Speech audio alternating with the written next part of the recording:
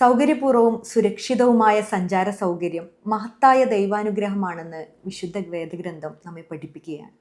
ഒരു ജനതയുടെ സാമൂഹികവും സാമ്പത്തികവും വൈജ്ഞാനികവും നാഗരികവുമായ വളർച്ചയിൽ, ഇങ്ങനെ രാഷ്ട്രീയവും തുടങ്ങി നാനാതുറത്തിലുള്ള വളർച്ചയിൽ സുഗമമായ യാത്രാ സംവിധാനങ്ങൾക്ക് വലിയ പങ്ക് വഹിക്കാനുണ്ട്.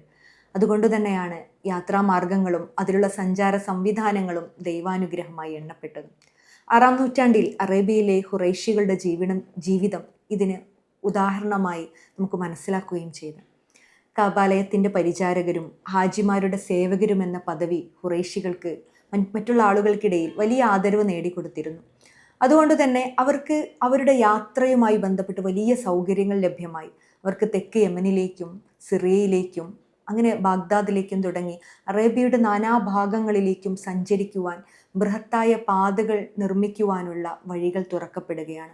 അങ്ങനെ അവർ യഥേഷ്ടം ഇറാഖിലേക്കും ഇറാനിലേക്കും ബാഗ്ദാദിലേക്കും പല ഭാഗങ്ങളിലേക്കും പുറം നാടുകളിലേക്കുമൊക്കെ അവരുടെ കച്ചവട ആവശ്യങ്ങൾക്കും അവരുടെ തന്നെ വ്യാപാര ആവശ്യങ്ങൾക്കുമൊക്കെ യാത്ര ചെയ്തു.